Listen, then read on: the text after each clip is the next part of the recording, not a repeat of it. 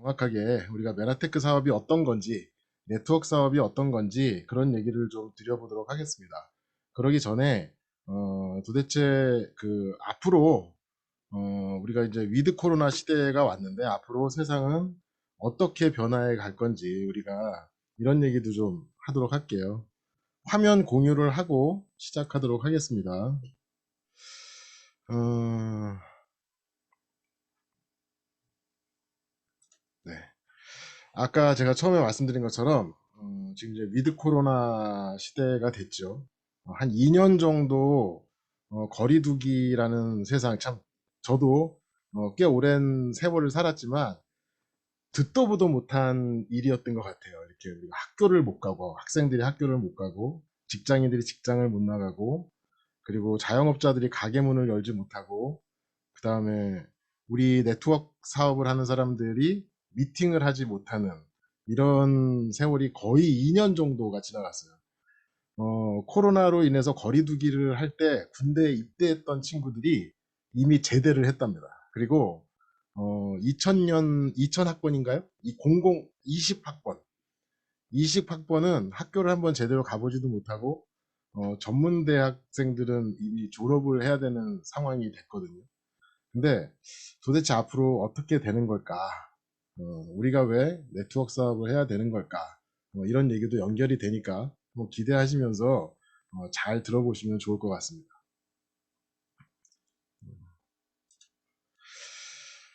어, 화이자에서 지난 주말에 코로나 알약을 공개했죠. 먹는 치료제라고 해서 지금 이게 이미 임상도 다 끝났대요. 그래서 위드 코로나가 시작되자마자 어떻게 보면 참 좋은 소식이 들려왔습니다. 이 덕분에 백신 회사들 주식이 굉장히 많이 떨어지고 있다고 하거든요.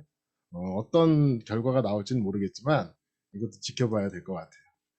자, 위드 코로나 하면 어떤 생각을 하셔야 되냐면 우리가 코로나로 인해서 제4차 산업혁명이 굉장히 속도를 더 타고 있다. 그러니까 더 빨리 4차 산업혁명이 그걸 뭐라 그럴까요? 가속도가 붙었다. 이런 얘기를 굉장히 많이 하거든요. 왜냐하면 코로나가 이제 비대면이잖아요. 코로나가 이제 대표적인 게 비대면인데 이 비대면이라는 그러니까 앞으로 세상은 점점 더 개인주의적이고 사람과 사람과의 소통이 이전과는 다른 세상이 될 건데 그거에는 이 AI 뭐 로봇이라고 하는 이런 것들이 우리한테 더 이런 것들을 이제 가속화시킬 거예요. 근데 코로나로 인해서 이게 더 가속이 된 거죠. 네. 자, 이전에도 이런 일이 있었나를 한번 이렇게 쭉 되돌려 보면 이전에도 이런 일이 있었다는 거예요. 그래서 우리가 교훈을 얻을 수 있습니다. 우리가 역사를 배우는 이유는 다른 게 아니거든요. 역사라는 게 어떤 면에서는 돌고 돌고 그리고 이전에 있었던 일을 통해서 우리가 앞으로 있었던 일을 예측할 수 있고 그리고 우리가 준비할 수도 있게 되니까 그래요.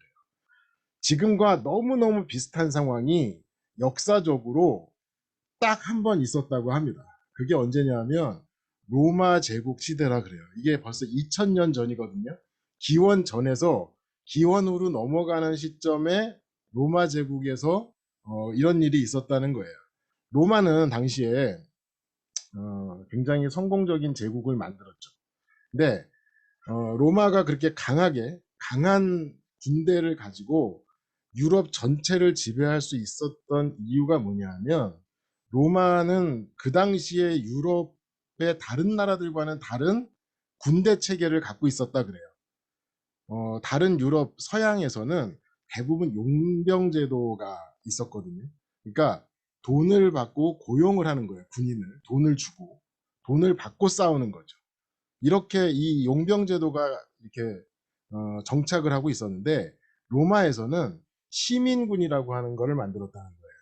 로마는 어떻게 했냐면 17살부터 45살까지가 징집 대상이었다 그래요. 그리고 그 징집 대상이 그 기간 내내 군인 생활을 하는 게 아니라 군대 그러니까 전쟁에 따라서 로테이션 하듯이 징집 대상이 됐다는 거예요. 이게 평상시에는 한 서너 번 정도 징집이 되고요. 전시에는 한 10번 정도까지 징집이 되는 일도 있었다고 합니다. 그리고 군대를 갔다 와야지만 시민권을 줬다는 거예요. 그러니까 이 시민권, 그 당시에 굉장히 중요했던 참정권을 갖기 위해서는 이 군대에 군 의무를 하는 것이 굉장히 중요했다는 거죠. 그리고 이 징집된 시민군들은 나라를 위해서, 가족을 위해서, 또 자신의 이 정치적인 어떤 참여를 위해서 굉장히 자랑스럽게 생각하면서 군복무를 했다는 거예요. 그러다 보니까 돈을 받고 싸우는 용병들보다 훨씬 더 강한 군대였다는 겁니다. 예. 근데 문제는 뭐였냐면 로마 제국이 너무 성공적이었다는 거예요. 로마가 이탈리아 반도에서 이렇게 싸울 때만 해도 씨를 뿌리고 싸우고 와서 수확을 할 수 있었다고 합니다. 그러니까 이 싸움, 그러니까 전쟁과 일상생활을 동시에 할 수 있었던 거예요.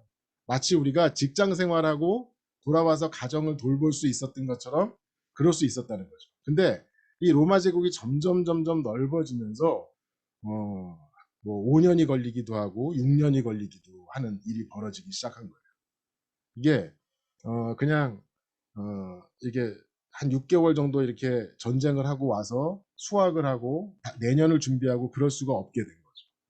근데 문제는 뭐냐면 그렇게 가장들이 전쟁에 나간 상황에서 어떤 일이 벌어졌을까를 우리가 한번 상상해 보자는 겁니다.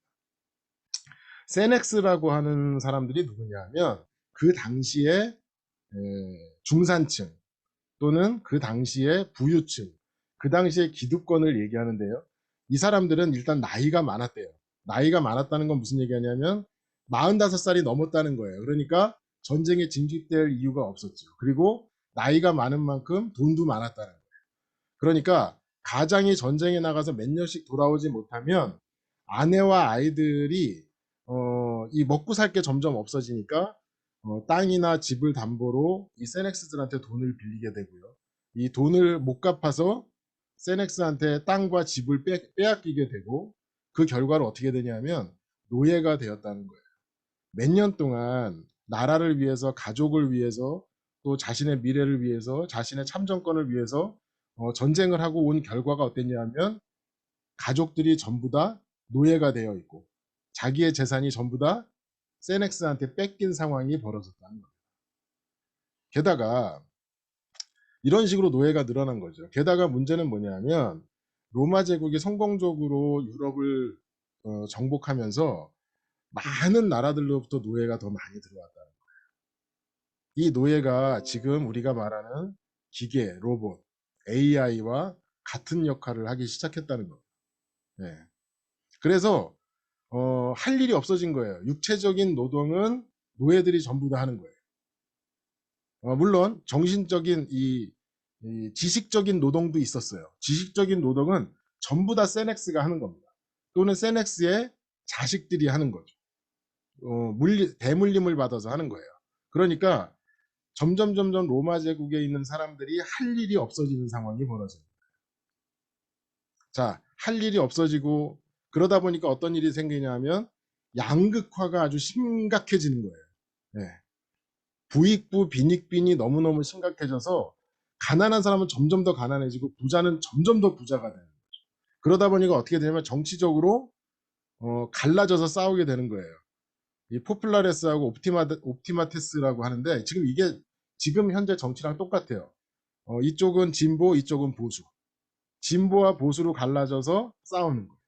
네.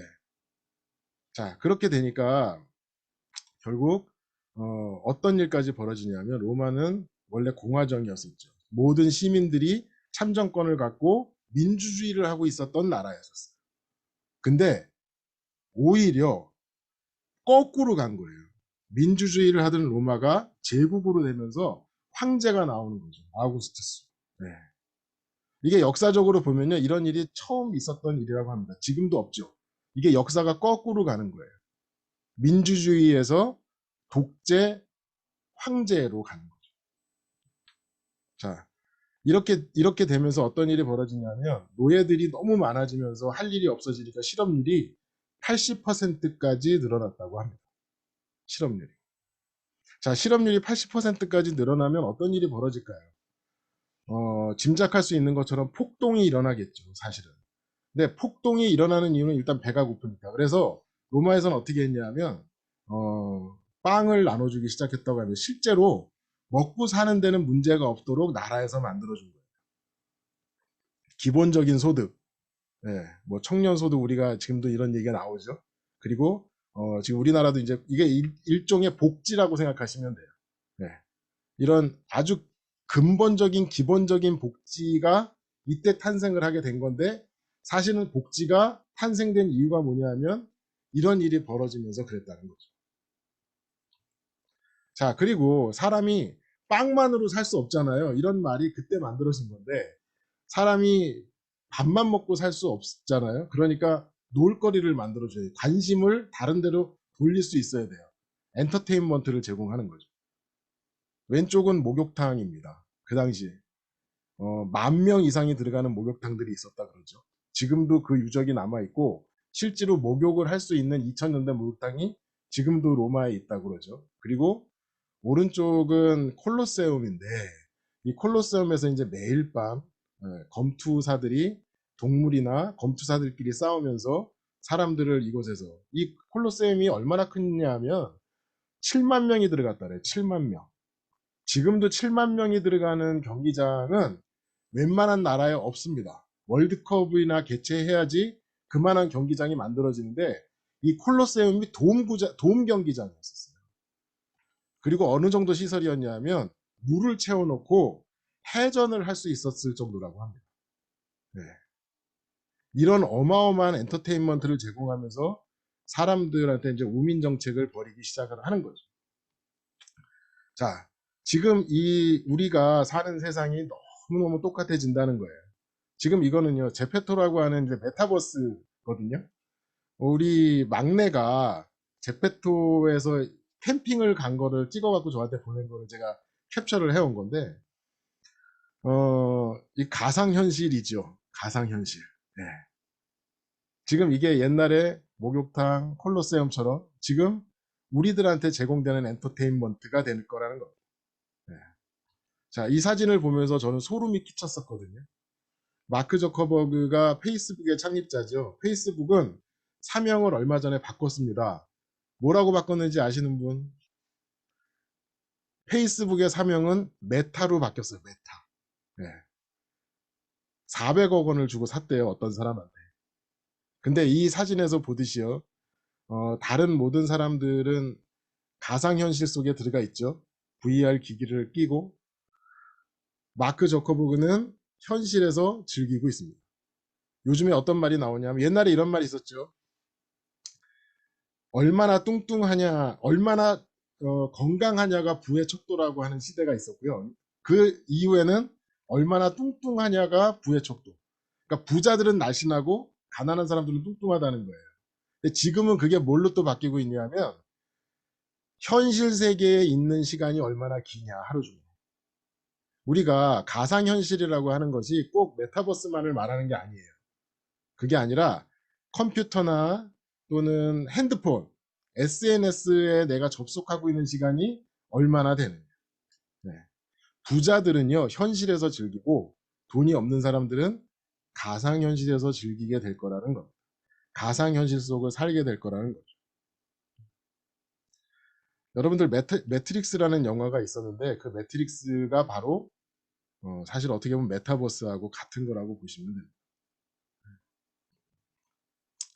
자, 우리가 아까 그 로마 시대에 있었던 일과 같이 그렇게 어떻게 보면은 그 정말 곤란한 지경에 빠지지 않게 되려면 양극화에서 벗어나려면 지금 자본주의 세상에서는요 좀 비껴 나올 필요가 있습니다. 우리가 근로소득에 목을 매고 있다가는 그러니까 근로소득에 목을 매고 있으면 이런 상황이 벌어졌을 때 방어할 수가 전혀 없다는 거예요.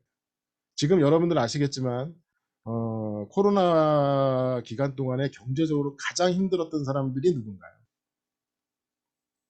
중소기업에 다니는 사람들, 그리고 아주 작은 기업을 운영했던 사람들, 그리고 자영업자. 이 사람들이 지금 뭘 하고 있는 줄 아세요? 배달을 하거나 대리기사를 하거나 네, 이렇게 길바닥으로 내몰리고 있다는 거예요. 권리소득이라는 것에 관심을 가져야 되는데 이 권리소득이라고 하는 건 그러니까 옛날에도 마찬가지고 지금도 마찬가지지만 자산이 있어야 됩니다. 지금은 자산을 뭐라고 표현하느냐면 그 전에 이 얘기를 좀 먼저 하고 갈게요. 제가 그 성인이 되고 나서 경제적인 위기가 우리나라에 3번 있었어요. IMF, 그 다음에 서브프라임 모기지론, 그 다음에 이제 코로나로 인한 경제 위기 이렇게 3번이 있었거든요.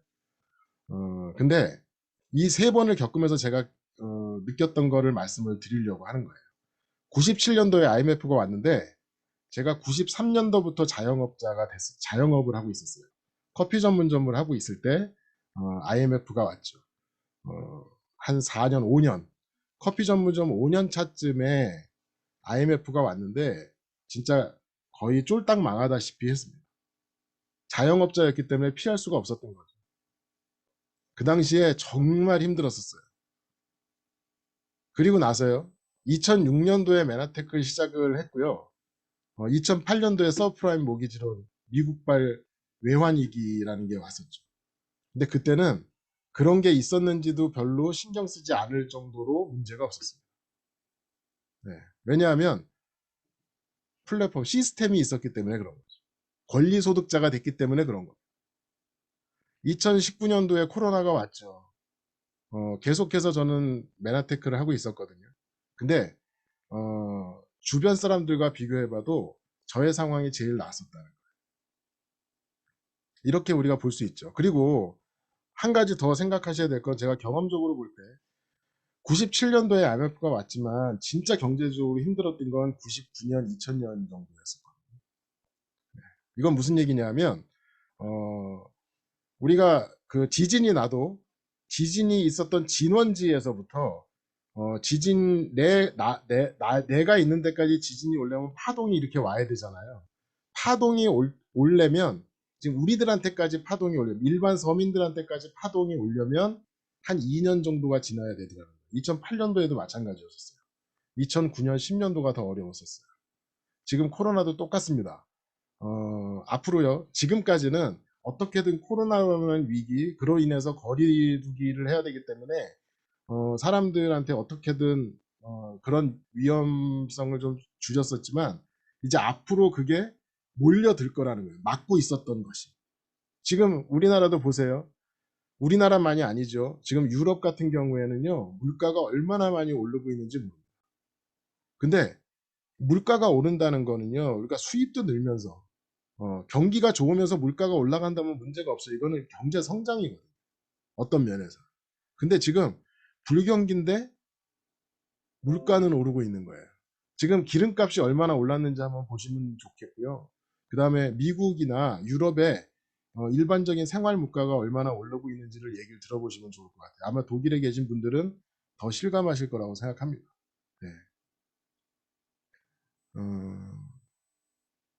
이런 일들이 앞으로 우리들한테 정말 물밀듯이 밀려들 거라는 거예요.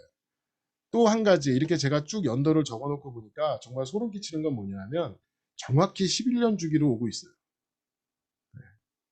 어둠의 경제학에서는요. 이건 뭐 믿거나 말거나입니다. 믿으시는 분은 믿으셔도 되고 안 믿으실 분은 안 믿으셔도 되는데 11년 주기로 그러니까 대략 이 정도 기간을 두고 살을 찌운 다음에 수확을 한다는 거예요. 그렇게 하고 나서 또 이렇게 서민들이 어느 정도 지나가고 나서 이렇게 생각한다면 우리가 어떻게 되냐면 대략 2030년쯤에 또 한 번 어떤 일이 생길 거라는 걸 대비하고 있어야 된다는 겁니다. 그래 역사를 배우는 이유가 미래를 예측하는 것하고도 관련이 있었다 그랬잖아요. 지금 우리가 정신을 바짝 차리지 않으면 다음번에 올 때는 어떤 일이 벌어질까, 다음번에 어떤 일이 벌어질까 이런 생각도 할 필요가 있다는 거예요. 이번 위기를 넘기는 건 말할 것도 없고. 네. 자, 그런 얘기를 하고 있는 겁니다. 어떻게 넘겨야 될까? 아까 제가 자산이란 얘기도 했었고요.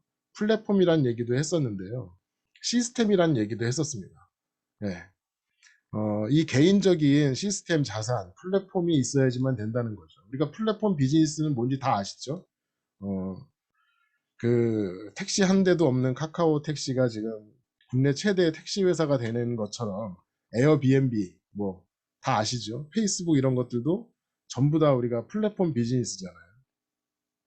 근데 지금 현재 이 플랫폼 비즈니스가 대세인 세상에서 우리 일반적인 서민들은요, 이 서비스 제공자 역할밖에 못합니다. 서비스 제공자 또는 예, 소비자 역할밖에 못하는 거죠.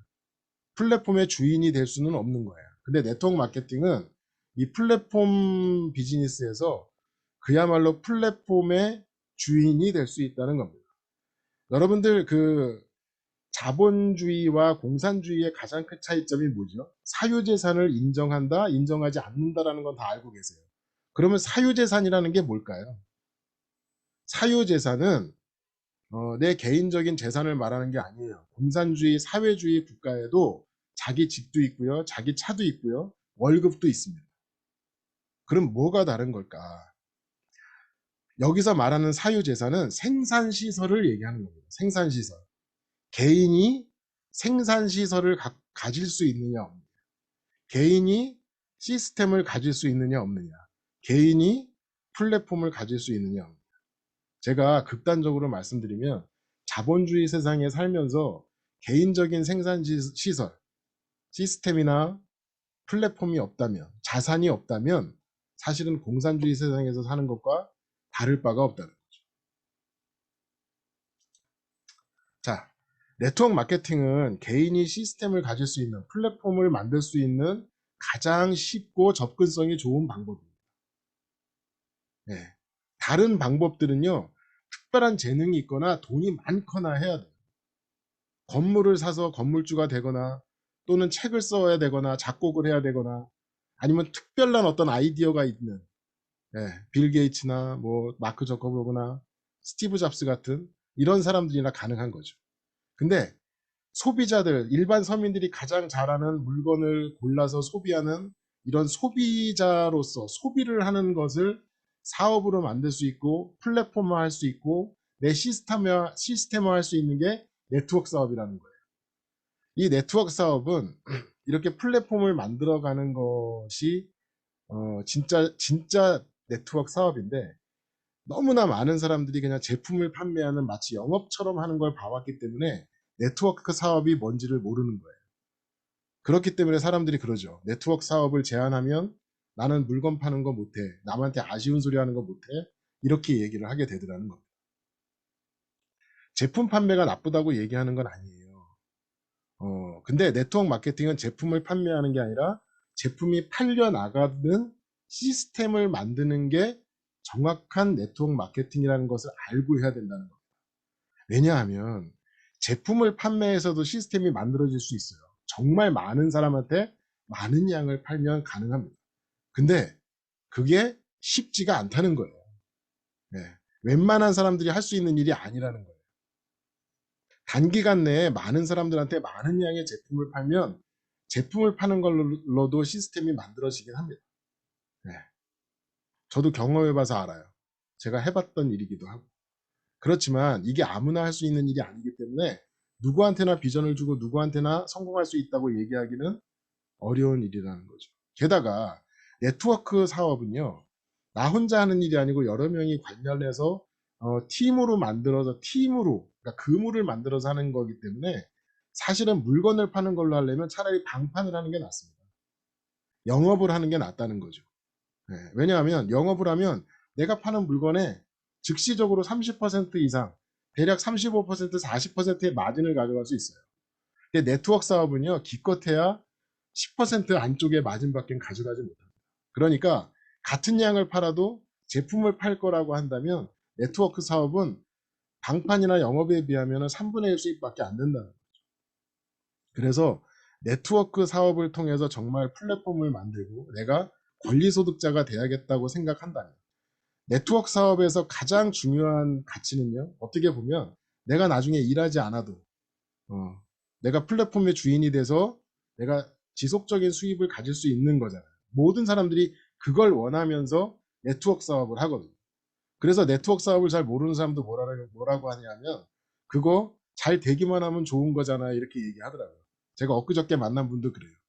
저한테 그러는 거예요. 오래간만에 만났더니 아직도 그 일 하세요? 그래서 제가 그랬습니다. 그 일이라니요. 예, 네트워크 사업 합니다. 예, 메나테크 사업 합니다. 이렇게 얘기했어요. 그랬더니 사장님은 이렇게 많이 힘들지 않으셨어요? 그렇게 또 묻더라고요. 그래서 저는 하도 오래돼서 뭐 그렇게 힘들지는 않았습니다. 그랬더니 네, 그 일이 잘 되기만 하면 좋은 일이죠. 이렇게 뜬구름 잡는 얘기를 하는 거예요. 이게 일반적인 인식이거든요. 근데 그렇게 되기 위해서는 우리가 제대로 된 사업 권유형 네트워크 사업을 해야 된다고 하는 겁니다. 사업 권유형 네트워크 사업이라는 건 뭐냐면 회원 등록을 하고요. 브랜드 체인지를 하는 거예요. 내가 원래부터 쓰던 물건인데 내가 정한 어떤 회사의 제품으로 바꿔 쓰는 걸 얘기하는 거예요. 내가 어차피 이 닦을 때 쓰던 치약 칫솔을 메나테크의 제품을 쓰는 거죠. 내가 어차피 바르던 로션을 메나테크의 제품으로 바르는 거예요. 내가 머리 감을 때 쓰던 샴푸를 댕기머리가 아니라 디오겐트를 사서 사용하는 거라고 생각하시면 됩니다. 네. 자, 그렇게 내가 정한 회사의 제품으로 바꿔서 사용하면서 브랜드 체인지를 하고 2명에서 4명의 사업가를 찾으시는 거예요. 계열사를 찾는 거죠. 네. 사업가를 찾는 거예요. 이렇게 각각 2명에서 4명의 사업가를 찾는 식으로 릴레이가 일어나면 됩니다. 우리가 이것을 이 업계에서는 이제 전문용어로 복제가 일어나면 된다라고 하는 거죠. 자, 이렇게 사업을 권유하더라도요, 브랜드 체인지가 일어나기 때문에 제품은 팔려 나가게 돼 있다는 거예요. 내가 제품을 팔려고 하지 않아도 내가 사업을 제대로만 만들어가면, 내가 네트워크를 제대로만 만들어가면 제품은 팔려 나가게 돼 있다는 거예요. 왜 그러냐면 브랜드 체인지를 하기 때문에 그렇다는 거예요. 자, 여기 나와 있는 것처럼 브랜드 체인지는 프로슈머, 비즈슈머가 되는 거죠. 네. 우리가 가장 잘 아는 서민들은 다 그야말로 소비자거든요. 소비자들이 가장 잘하는 건 소비하는 거죠. 좋은 제품을 알아보고 이 좋은 제품을 써보고 좋으면 주변 사람들한테 전파하고, 이거 사업하기 전에도 다 해왔던 일들이에요. 근데 이것을 사업적으로 하고 사업적으로 경제적인 가치를 인정하겠다는 거고 금전으로 보상하겠다는 게 네트워크 마케팅이라는 겁니다. 별로 특별한 것도 아니라는 거죠.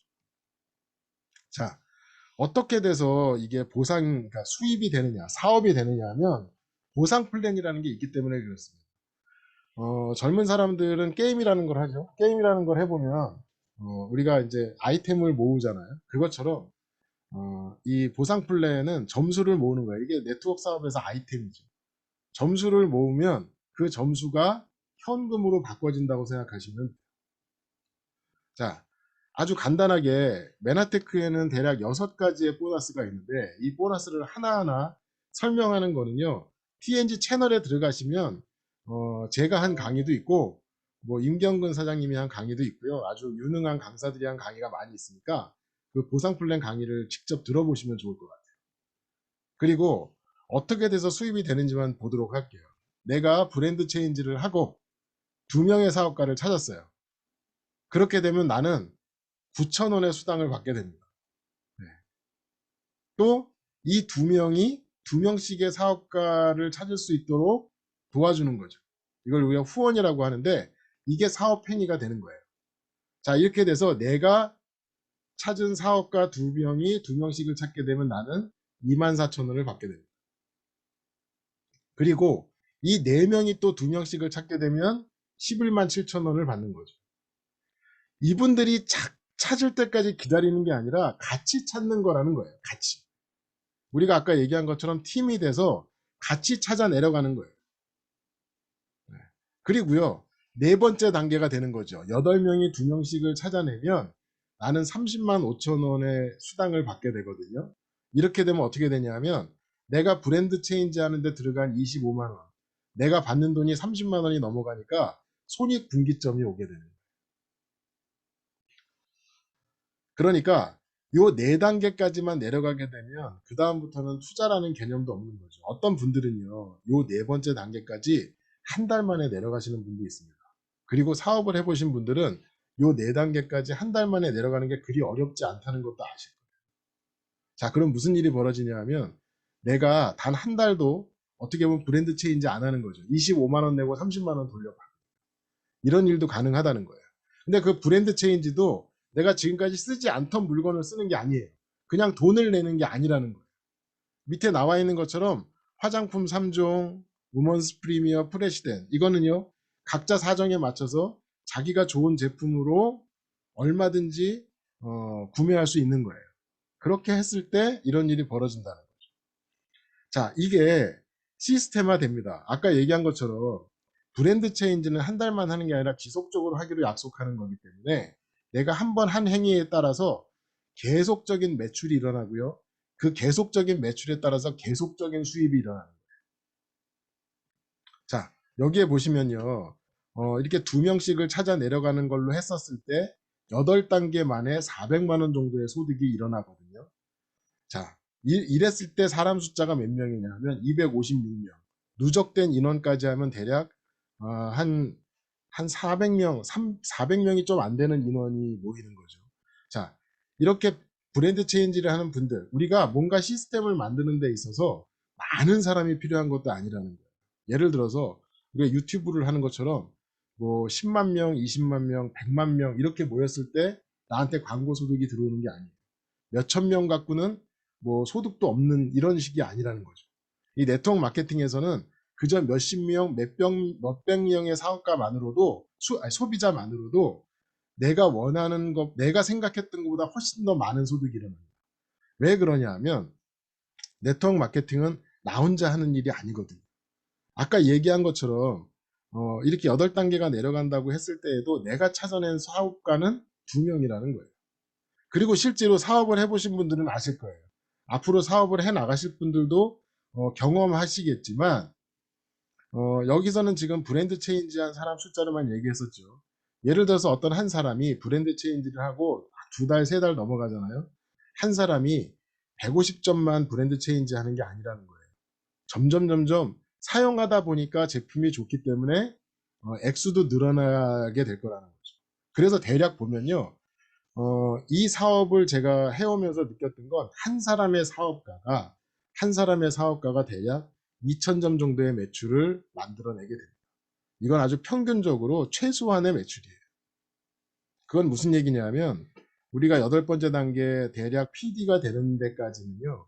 한 20명 정도의 사업가, 내 그룹 안에 내 산하로 20명 정도의 사업가만 있어도 충분하더라라는 얘기입니다. 네. 그러니까 그렇게 많은 숫자의 사람이 필요한 것도 아니고 그렇게 많은 시간이 걸리는 일도 아니더라는 거죠. 네. 근데 이렇게 만들어 놓잖아요. 여러분들 아까 얘기한 것처럼 또 다른 경제적인 위기가 왔을 때에도요.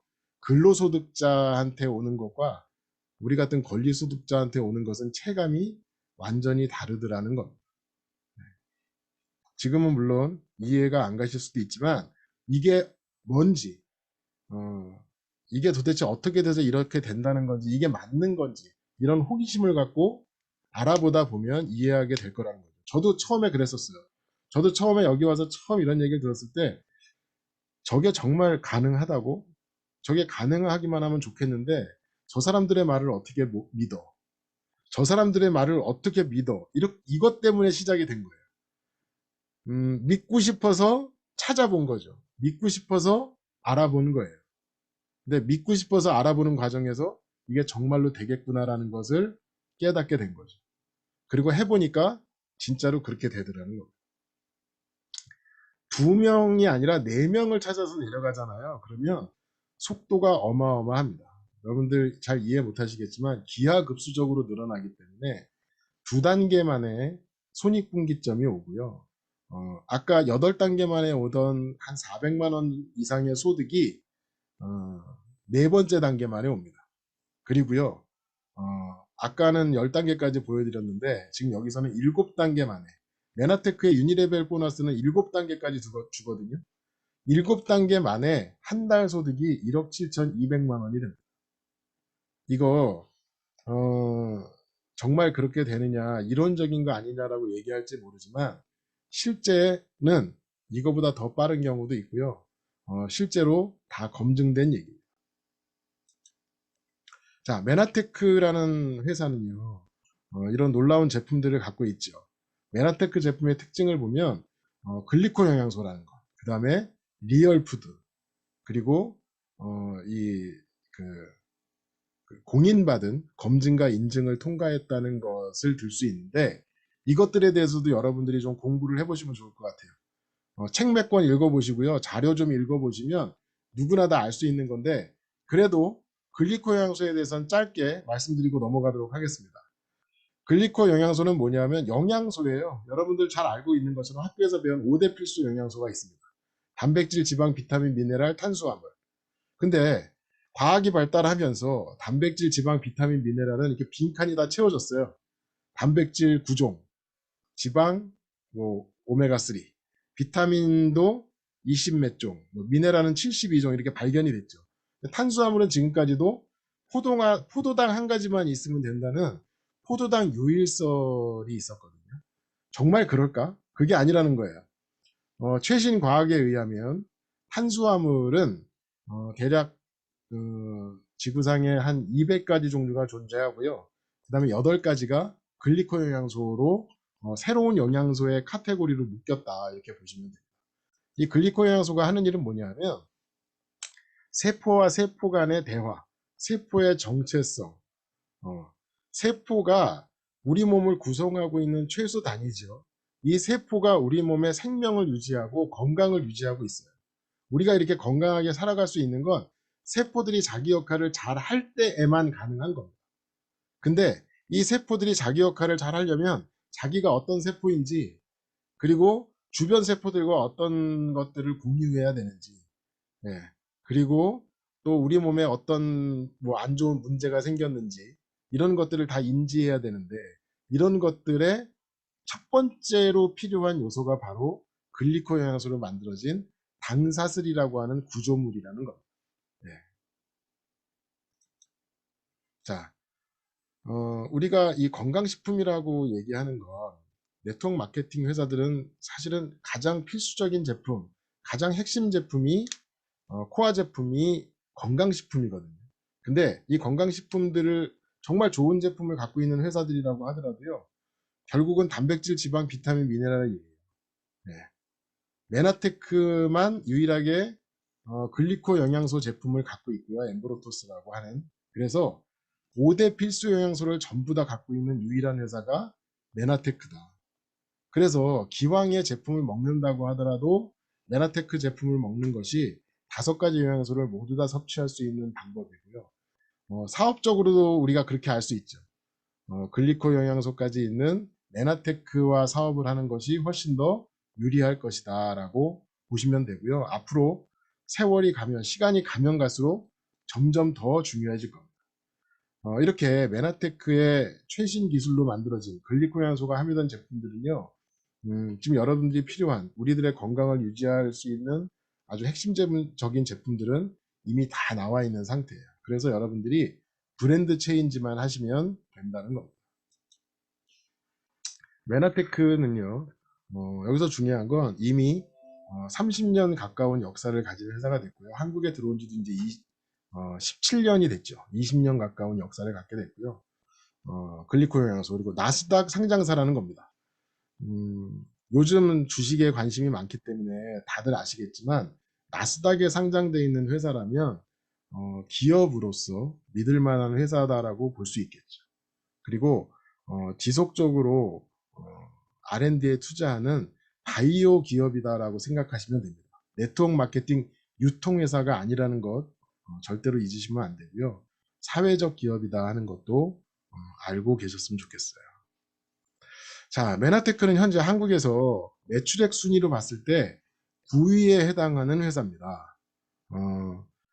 우리나라에는요, 네트워크 마케팅 회사라고 하는 다단계 회사들이 한 2,500개 이상 된다 그래요. 근데 그 중에서 합법적인 회사는 130개 정도 되고요. 그 중에서 10위 안에 드는 회사 안에 메나테크가 들어가 있다. 이렇게 생각한다면 메나테크는요, 사업을 하는 데 있어도 전혀 문제가 없다, 이렇게 보시면 될 것 같고요. 여기서 재미있는 거는 1인당 수령액을 계산해 봤어요. 후원수당 총 지급액이 공정거래위원회에 들어가면은 다 공개가 되거든요. 그것들이고요. 그 다음에 후원사당을 지급받은 판매원 숫자를 나눠보면 웨나테크가 제일 많습니다. 356만 원으로 1인당 수당액이 가장 많다. 그렇게 보시면 되고요. 자, 그리고 아주 중요한 시기에 받는 수당이 가장 많다라고 보시면 돼요. 여기서도 보면은요. 50만 원 미만, 그러니까 아주 적은 수당을 받는 사람들, 이게 낙전에 가까운 수당을 받는 사람들의 숫자는 적은 반면에 의미 있는 액수를 받는 사업가들의 숫자가 많더라는 겁니다. 사업을 시작해서 100만 원의 수입을 얻는 데까지의 시간도 가장 짧고요. 그 다음에 1억 원 이상을 받는 사람의 숫자도 많더라는 거죠. 그러니까 이건 뭐냐면 의미 없는 수당을 받는 소비자들, 그냥 회원 가입만 하고 영문도 모르고 또는 나한테 수당이 들어왔는지도 모르는 사람들한테 가는 돈은 중요하지 않겠죠. 그거 말고 정말 사업을 열심히 하는, 그래서 한 달에 최소한 뭐 100만 원 이상 받는 사람들이 수당을 많이 받는 회사다. 이렇게 보시면 좋을 것 같아요. 자, 정리하겠습니다. 아까 제가 앞으로 점점 더 추운 계절이 올 거다. 경제적으로 어려워질 거다라고 얘기했었는데 이건 무슨 사진이냐면 영국에서 산업혁명이 있었죠. 우리가 지금 얘기하면 1차 산업혁명 이후에 있었던 일이에요. 왼쪽 사진은 뭐냐면 숙박업소입니다. 너무 돈이 없는 노동자들이 줄을 매달아 놓으면 거기에서 자면서 1실링을 냈다 그래요. 1펜인가요? 네. 이게 이렇게 하고 잤던 거예요. 그리고요, 4배의 돈을 더 내면 저렇게 관짝 같은 데서 재워주는 데가 있었다고 합니다. 네. 요즘 세상에 이런 일이 가능하냐. 이게 실제로 영국에서 산업혁명 이후에 있었던 일이라는 거죠. 미국에서는요, 지금 억만장자세라는 게 입법이 돼서 지금 의회 통과를 앞두고 있는데요. 이 억만장자세 과세 추정액을 보면 일론 머스크는 58조 원, 빌 게이츠가 가장 적어져서 22조 원 이렇게 됐는데 22조 원을 세금을 내야 되는 상황이에요. 일론 머스크는 58조 원. 이게 왜 그런지 한번 보도록 할게요. 미국이 코로나19 이후, 코로나 사태 이후에 부양책으로 돈을 푼 게 얼마냐면 6조 달러랍니다. 실제로 집행된 돈이 4조 달러래요. 4조 달러면 우리나라 돈으로 4,466조. 4,466조. 우리나라 1년 예산의 8배랍니다. 자, 이렇게 풀린 돈이 어디로 갔는 줄 아세요? 이렇게 풀린 돈이 다 아까 얘기했던 억만장자들한테 간 거예요. 지금 여기 보시면 2020년 한 해에만 1경원이 늘었답니다. 1경원. 억만장자들의 재산이. 이 주식 올라간 거 보이시죠? 우리는 코로나를 겪으면서 그렇게 힘들었어요. 근데 부자들은 돈잔치가 벌어졌다는 거예요. 아까 제가 로마 시대 얘기한 것과 연결해서 한번 생각해 보시기 바랍니다. 자, 여기에 보시면 이건 뭐냐면 부자들 탑 20의, 그러니까 코로나19 기간 중에 재산이 늘어난 상황이에요. 상위 20%는 이만큼 늘었고요. 60%에서 80%는 이만큼. 딱 기하급수적인 그래프가 그려지지. 돈이 없는 사람들은 점점 더 어려워졌는데 돈이 많은 사람들은 코로나를 겪으면서 돈을 벌었다. 돈잔치가 벌어졌다는 거예요. 이게 앞으로 점점 더 심해질 거라는 거예요. 2020년도에 그랬는데 21년도는 어떨까? 아직 21년도가 끝나지 않아서 통계가 안 나왔는데 21년도는 더 처참할 거라는 거예요. 적자생존이란 말 들어보셨나요? 적자생존? 적자생존은 환경에 적응하는 개체가 살아남는다라는 얘기거든요. 한 가지만 여쭤볼게요. 불안함을 많이 느끼는 사람, 걱정이 많은 사람이 살아남는데 적절할까요? 아니면 불안함이 없는 사람, 걱정이 없는 사람이 살아남을까요? 나중에 됐을 때. 우리의 조상이 불안함을 느끼고 걱정했던 사람들일까요? 아니면 그런 불안함과 걱정이 없었던 사람들일까를 한번 생각해 보자. 진화론 쪽의 측면에서 보면 우리는요, 불안함을 많이 느끼고 걱정이 많았던 사람들의 후손이랍니다. 불안함을 느끼지 않고 걱정이 없었던 사람들, 미래에 대해서 낙관적인 사람들은 오히려 후손을 남기지 못하고, 예, 그걸 뭐라 그러죠? 대가 끊겼다는 거예요. 요즘 세상을 살면서 우리가 이런 극단적인 자본주의의 세상을 살면서 뭔가 불안함과 또는 걱정스러움, 내 미래가 어떻게 될 것인가 이런 걱정 없이 사는 사람들, 제가 사람들을 만나보잖아요. 이런 걱정 없이 사는 사람들이 너무 많습니다. 아무 생각이 없어요. 그 아무 생각이 없다는 걸 어떻게 느낄 수 있냐 하면 정말 지금 거리로 나가서 술집이 많은 거리를 먹자골목을 한번 걸어 다녀 보세요. 얼마나 많은 사람들이 모여서 담배를 피고 있고, 얼마나 많은 사람들이 마스크도 쓰지 않고 돌아다니고 있고, 얼마나 많은 사람들이 지금 술을 마시고 노느냐고 그동안에 억눌렸던 것을 해소하기 위해서 하고 있는지를 한번 보시라는 거죠. 근데요, 워렌 버핏이 얘기한 것처럼 잠자는 동안에도 돈이 들어오는 방법을 찾아내지 못하면 죽을 때까지 일을 해야 되는 정도가 아닌 세상이에요. 요즘 세상으로 바꾸면 어떠냐면 잠자는 동안에도 돈이 들어오는 방법을 찾아내지 못하면 그 직고를 면하지 못할 겁니다. 아까 얘기했던 산업혁명 이후에 줄에 매달려서 잠을 자는 사람들, 그게 내 미래의 모습이 될 수 있다는 거예요. 네. 나라는 정말 잘 살게 됐죠. 한국. 예, 그렇지만 개인의 삶은 점점 더 힘들어지고 있습니다. 근데 그런 상황에서도요, 우리가 어떤 사람들은 계속해서 미래를 준비하고 우리가요, 너무 몰라도 두렵죠, 사실. 너무 몰라도 두렵죠. 근데 너무 모르면 두렵지도 않다는 거예요. 솔직히 말하면 저는 지금도 책을 많이 읽고 여러 가지 것들, 자료들을 통해서 매체를 통해서 들어오는 정보들을 종합해 봤을 때 어떤 면에서는 너무 불안해서 잠이 안 올 정도. 네. 내가 더 탄탄한 뭔가를 만들어 놓지 않으면 지금은 문제가 없지만 앞으로 1년 후, 5년 후, 10년 후에 나의 미래, 내 가족들의 미래는 어떻게 될까 이런 걸 생각하면 잠이 안 온다는 거죠. 근데 우리는 여기서 이런 얘기를 하기 때문에 이런 걸 알 수 있지만 정말 아무 생각 없이 사는 사람들은요, 정말 그렇지 않습니다. 우리가 그런 사람들에게 우리가 일단 그렇게 생각을 해야 되고 그런 사람들한테 정말 좋은 정보를 전달할 수 있는 사업가가 됐으면 좋겠어요. 네트워크 사업은 단순하게 사업이라고 보시면 안 되고요. 어떤 면에서는 이 세상을 바꾸어 나가는 일이라고 생각하셔야 됩니다.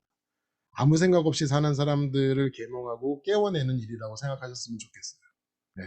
제 강의는 여기서 마치겠습니다. 감사합니다.